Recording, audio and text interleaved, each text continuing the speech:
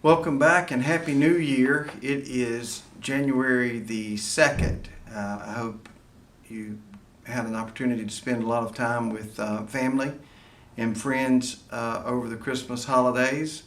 And, it was a busy time, but that is a really important time in our year. Now, I'll tell you, for us at the solicitor's office, we did get the Christmas day, which was Monday, and the day after off. But we were working that week of Christmas, and I'm going to highlight a couple of cases that took place during that term of court. We will also be back in court again next week, but at the last videos I told you I would tell you how these went, and so now I'm here to tell you about a trial that took place. One thing, I never am able, I can tell you about a trial that's taking place, but in these videos you might say, well gosh, that's a lot of talk and he didn't give me any information. The reason for that is I can't give away any information that may hurt a defendant's right to a fair trial. As the prosecutor for the state, we not only owe the victim a fair trial, and we have to fight many days with not only defense attorneys but with court and everybody else to make sure that the victims get a fair trial, but I also have to make sure that the defendant gets a fair trial. So I can't give any information up front that a potential juror could watch and say, doggone, I already know the story. It's got to come to them from people that take the stand. Now that it's over, I can tell you all about it. And we started a trial last week, right before Christmas. It was the trial of a military lady. Her name was Unique Weathers. She was 24 years old. She is from Bennettsville, but she was stationed in Fayetteville. She and her girlfriend had came to Myrtle Beach for a long weekend. On the way back to Fayetteville, there had been an argument at a gas station parking lot. It was over a radio station or a song that was being played. It was nonsense. There was no reason for this to escalate the way it did. But Unique Weathers took her girlfriend into a field beside the gas station. Her name is De'Erica Fisher, the victim.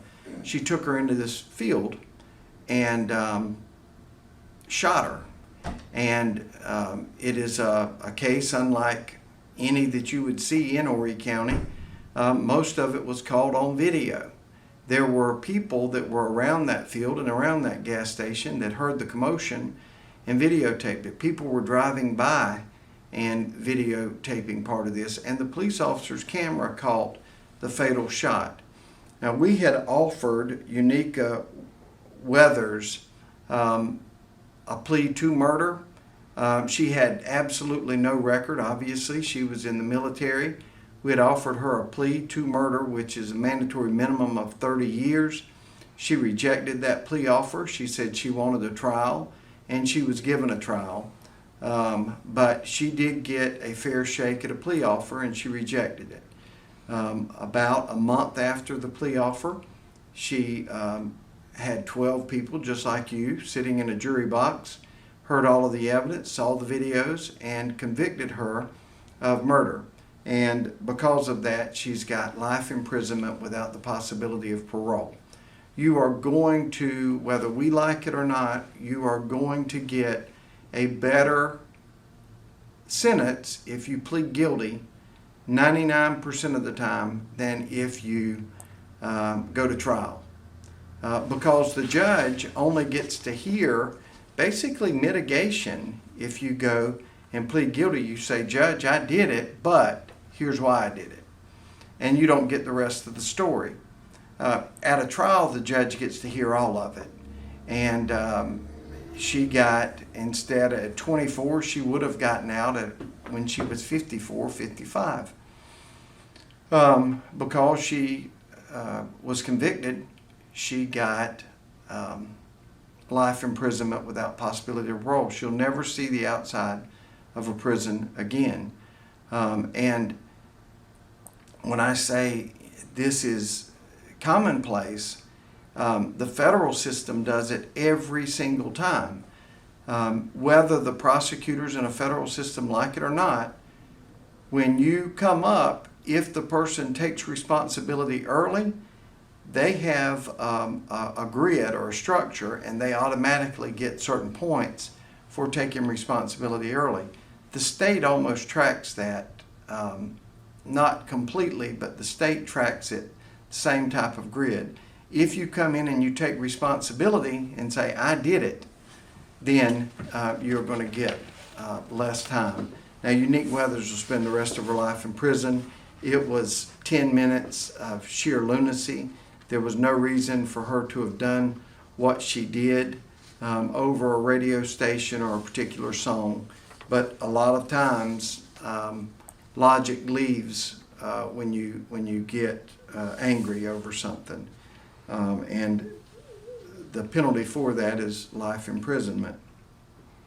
Also took place last week, or the week of Christmas, December 20th. There was a young man, Damian Rodriguez, 16, of Conway. He was being prosecuted as an adult. As a 16-year-old, you're still a child.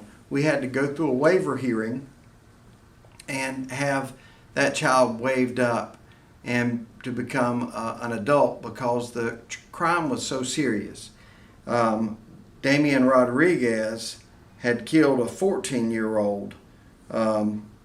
Now, that young man's name is Noah. I'm not going to go into it much more than that because he is a teenager and he is deceased. But Noah was killed. It was supposed to be a fight in the woods. Rodriguez took a gun to a fist fight and he killed a 14-year-old.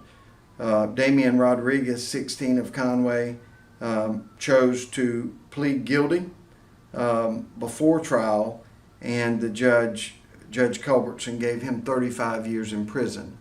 So he did receive a break. Unique Weathers got life imprisonment. Damian Rodriguez got 35 years, but that will mean Damian is 16 now.